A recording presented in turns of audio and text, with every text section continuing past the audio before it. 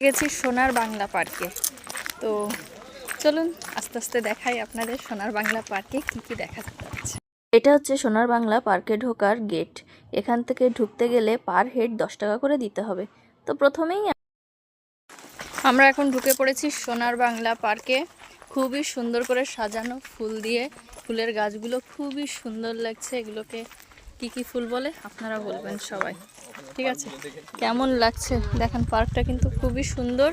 আর আমাদের এখানে এন্ট্রি নেওয়ার জন্য লেগেছে পার হেড 10 টাকা করে। তো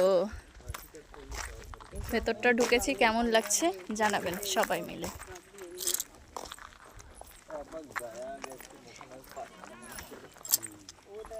তো চলে এসেছি পার্কের ভেতরে, ঘুরছি, এনজয় করছি। তো সব জায়গায় বাহ, এটা কলা গাছটা কত সুন্দর হয়ে আছে দেখেন, বাহ।